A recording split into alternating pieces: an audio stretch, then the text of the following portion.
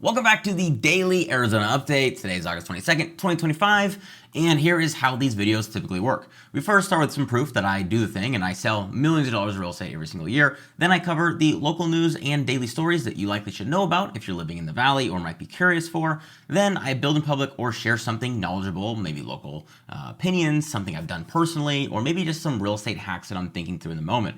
Then we go over the Cromford Report Market Update. This is going to showcase where the housing market is today and what we're, expecting to see. So first, I'm going to run through the proof pretty quick here. If you've seen these videos and you're on the daily trend, you will already know this part. Feel free to skip forward. We've sold over 600 homes in the last 5 years. Here is what we currently have for active listings, with one coming on the market very soon. There are two in the luxury price point. We've got a luxury rental here, and then you can see again, sold $565. We both have somewhat recognizable names. His, my business partner, Templeton Walker, a little bit more than mine. So if you have any questions about if we do the thing, you're welcome to search yourself instead of just using the screenshots that I provided. The biggest thing for us is we don't only do on-market transactions. So we've sold over 500 homes in the last 5 years. Combined with our experience, 100 homes have been fix and flipped, and then another 100 have been off-market deals for other fix and flippers. A lot of our transactions end up being investing focused because that's been kind of our focus for the last 5 years. And this is one example. This is Sonic. It is actually Sanook. We just call it Sonic. And you can see here, the entity that he owns purchased it right here for 1.5. You can see this is the entity that it was flipped in and sold for 2.6. Then we go over to TPC right here, which is 79th. It is right next to Waste Management Open. It is on the fairway. And you can see this is the settlement statement, sold for 1.3 million. So proof that we do the thing and we kind of know what we're talking about. So today, the news story that we have, it was a little bit of a slower day, but this one is an exciting one. Rising powerhouse. The city's making America's future economy. This is a study that shows growth driven by business activity, rising incomes, infrastructure upgrades, and expanding populations. And this does sound like ChatGPT wrote it, and it's not just the usual hotspots leading the way. Instead, innovation, tech adoption, workforce shifts, and global trade changes are reshaping where and how growth happens. Blah, blah, blah, blah, blah. That part doesn't matter, but what does matter is the data. So it looked at a bunch of different cities. This is going to be large cities to small cities. First, for large cities, the ones that topped the scale were Austin and Sacramento, but Phoenix did slip its way in here. It says, Phoenix, Arizona, twin engines of growth in Mesa and Phoenix. Phoenix, combined with Mesa, is the metro area analysis, earned 59 points, placing it 4th overall for growth. Then it says that it has a posted 42% GDP growth, 12% increase in median earnings. It also led infrastructure category with 26% increase in total roadway miles. This is super cool because it says Phoenix's recent $29.5 million purchase of 30 acres in the Rio Salado corridor underscores its investment in future economic resilience. The study had found that Phoenix is doing well so far, 4th overall in the United States for mapped for momentum. The city is on an economic upswing. So that doesn't mean that we are the strongest city in all of the United States, but it means that we're heading in the right direction, and 4th overall, we'll take it. Sure, I'd like to be top 3. I like a podium placement, but you know what? Beggars can't be choosers, and here we are. But go down here, mid-size economic powerhouses. Now we have mid-size, where we talk about Gilbert, Arizona. Evolution, GDP on the rise, 42%. Business applications up 61%, and median earnings up 32%. It says Gilbert jumps to nearly 71 points. Considering Phoenix was in the 40s, Gilbert's in the 70s, this is awesome to hear. It's anchored by 32% earnings surge and a 26% boost in roadway miles. These aren't just numbers, and you can see here, this is how you know this is ChatGPT. I'm just going to spoil this for you guys. This whole article is ChatGPT, and nothing is wrong with that, but the data is still here. I don't care what's written, I just care about the numbers. 44% of those in Gilbert hold a bachelor's degree, supporting booming tech, life sciences, healthcare sectors like employees like Banner Health and Northrop Grumman. Then we have down here for the cities on an economic upswing for the smaller cities. Here we have Goodyear, Arizona. Again, coming in at number 1. Goodyear, Arizona is claiming the top spot. It says that the area has added more than 80,000 residents since 2000 and now exceeds 101,000 people. 31.9% hold at least a bachelor's degree, and among the highest shares outside of major metros, and the city is unlocking 5,000 prime developable Eric Akers. I cannot speak today. It's Friday, guys. Bear with me. Supported by freeway access and foreign trade zone incentives for employers like Sub-Zero and UPS. Then it goes down to talk about some of the methodology and what was going into it. So business applications, GDP, median earnings, employment rate, and then there were a handful of others. If you want the link, I've got it right here on the whimsical board. As you know, if you're watching this on YouTube, this will be linked in the description. Next up, a bit of a shift. Again, slower news day. I want to talk about something that I'm interested in about recently. I am turning 26 years old this year, and for the last 5, call it 6 years, honestly the last decade, but I wouldn't count it because I haven't been able to drink, ever since I've been 21, I've never had that much of an urge to go out and party, go out and drink. I focus so much on work, and I'm just now starting to explore some of those areas in my life. So, as of right now, I am exploring the Roosevelt Row downtown Phoenix area, and I'm checking out some of my favorite places. So far, I've been there a handful of times, and I'm going to share some experience of my favorite places, and then maybe some spots you should check out. So this spot right here, whenever they have First Friday, it's going to be blocking off most of this road here and then going down 2nd Street. This is kind of the row of bars that I typically check out. You've got Sake House right here in this kind of area. I want to say the front door's right here. You got Pedal House. You got Wilderness. I think Sazerac, Lucky's, Champagne Lanes, Palma, Ghost Donkey, Cobra. I swear I'm not an alcoholic. I just have good memory. So typically when we go out, we start with parking somewhere in these lots. I normally go right around here. And then we will walk up and kind of start our rotation around here. So we first start off at Wilderness, which was right here on the corner.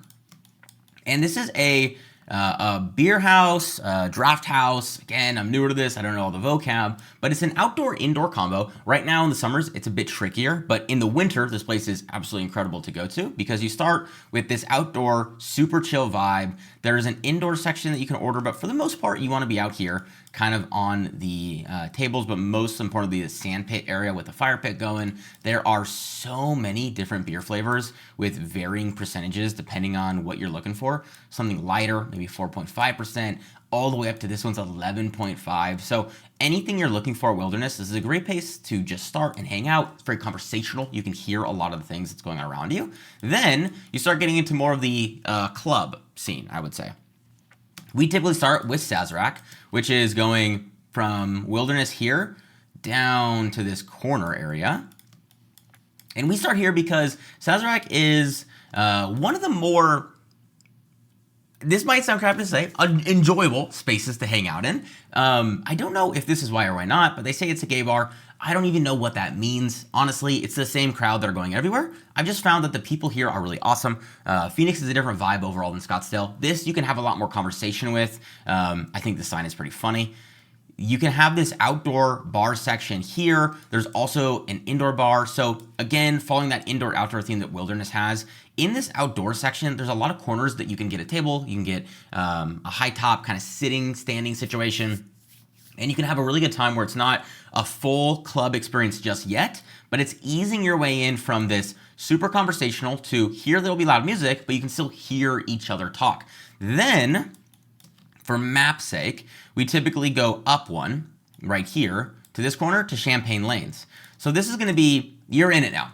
This is a club. This is connected to Palma. It's connected to Ghost Donkey. You are in the club experience. This bar is incredibly cool looking. Like, it's legit beautiful with all the pink lights, the shining disco balls, but it's not gonna look anything like these two photos when you're going out at night, especially if you're on the weekends. For the most part, it's gonna look more like this photo where it's pretty busy. On the corner right around here, you're gonna have a live DJ most nights. They're playing really great music. It can go a little older, it can go a little newer, some of the club classics.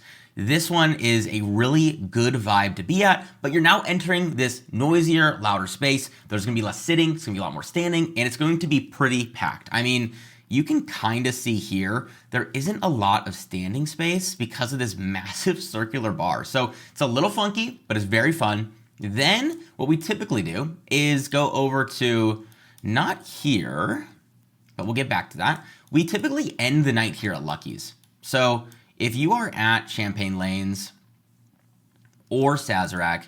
Lucky's is just right south of it, so we typically go right here. If we are feeling to skip Champagne Lanes, we'll go Sazerac right to Lucky's, just right next door.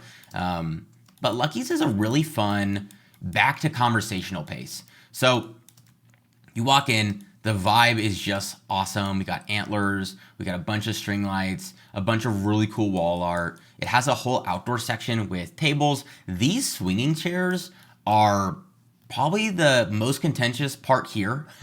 People will metaphorically fight for these seats because they're so cozy, and you can just be swinging and rocking, and it's a really good time. There's an outdoor bar, indoor bar combo. You can order some food here, and there's also a pool table. It's a really fun bar to end the night at, but not everyone wants a chill conversational pace. I'm a little different in that sense because I'm not the biggest clubber in the world, but some of you guys might go, I want to go from a club experience to like a club experience. And this is where Cobra comes in. Cobra is probably one of the coolest bars in all of Arizona, but everyone knows it and the line is insane. So this bar is going to be the most packed in all of Roosevelt Row every single night. And then on the weekends, Friday, Saturday, especially first Friday, it's going to be absolutely insane. So make sure you know what you're getting into. But it's an arcade bar that got ranked as one of the nation's highest rated arcade bars in all the United States. It's super cool. The vibe there is awesome. The music they play is super fun, but it's definitely a clubbing experience. This, you can see, they're kind of close here. You can see all this walking space kind of back here. Yeah, none of that exists on Friday, Saturday. So just know what you're getting into. This is going to be a very busy bar. So typically my rotation is I go, if I were to draw it out, typically this is really hard to see. Let's go red. Typically we go Wilderness into Sazerac, then we go Champagne Lanes, and then 4, ignore that, don't even worry about it. Then we go Lucky's. Lucky's slash Cobra, depending on what you're looking for. Then we have some honorable mentions because there are other great places nearby. You have Palma, which is connected to Champagne Lanes. They play a little more EDM music there. Ghost Donkey, this is a Latin American bar, or Spanish, I believe. Sake House, which is I want to say Japanese, not necessarily even bar, but they have great sake there. They have great sushi. That's going to be one that's going to be a little bit off the main 2nd Street path. It's going to be right here. And then Pedal House as well. Another great bar if you're looking for something that's more food, conversational, less just drinks focused. And then lastly, we have here Rough Rider, which is a super cool looking bar. Rough Rider, downtown Phoenix. I've never been, but I've heard really great things. And this place just looks sick. So I might even go there tonight and just keep you guys posted. So I guess daily update tomorrow, I'll let you know. And then lastly, let's get into the Cromford report. So I updated this today because now it says August 22nd. Yesterday it said August 20th, so it's skipped the day a little bit, but it went up 0.3, and then today, as you can tell, we are up to 77.7, which is awesome. Another continuous rise. And then this is the real story right here. So the weekly chart came out that shows the improvement, and then we're comparing a lot of this to the month-over-month numbers. So Paradise Valley is continuing to crush.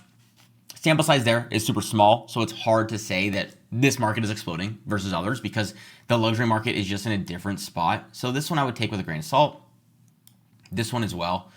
It's another unique market. Talk about another video. Cave Creek, Chandler, Scottsdale, Avondale. This is where we start to get into the more typical markets that we have. Cave Creek up 26% is pretty crazy. Chandler up 9% is great because it was already, you can see, a great market here. And just a reminder, guys, in case you are new here, what we're looking at is 100, dude, my handwriting is terrible, equals balanced. You guys might be able to hear the mouse clicking, it's crazy. So if we were to just do tax, 100 equals balanced, less than 100 equals buyer's market, and then more than 100 equals seller's market. So what we're looking at here is the change in market between these areas from, Hold on, guys. There we go. So what we're seeing here is this upper area, you could even call it now Gilbert, which has risen from 88.7. These 9 markets are starting to show signs of becoming more neutral all the way up to being a seller's market. Super interesting. The Cromford report mentioned themselves that this is what they're looking at. The trend, which started 5 weeks ago, is still accelerating as supply continues to fall and demand gently rises. The average monthly change in CMI is 9.3%. And that's the Cromford Market Index is what CMI is, which is this score right here that again equals to this score here, which is another improvement over 8.4% last week. 14 cities improved for sellers with only 2 improving for buyers. Maricopa, which is no surprise, and Tempe, which is a little surprising because Tempe has been on this continuous sink, which is, we'll see how it happens as ASU's back in school. That could change. Fountain Hills, Cave Creek, and Scottsdale have overtaken Paradise Valley in percentage rises, but are still long ways behind. You can see 196 to 137. Avondale, Peoria, and Gilbert are all up 10%. We have seen 6 cities that are sellers markets, 2 fairly weak, 4 that are balanced, and 7 that are buyers markets. So the market's getting interesting. It shows that we're in a buyers market as a whole, but not every market is feeling it the same. Maricopa is weighing this down a little bit more, and Paradise Valley is bringing it up. So it's interesting to see where you buy a home today matters, especially in the zip code. If you haven't seen my last video, check out the one that I think is pickleball, padel, and 35 million in the title. That one we go over the market heat map, which shows different zip codes and how hot they are in zip code specific. So let alone city, I can show you exactly what zip code in Gilbert is actually this highest scale, while others might be lower. So this is a lot of information for today. Let me know what your thoughts are, a little bit different change of pace, and again, we'll see you tomorrow for the daily market update for Arizona. Peace, y'all.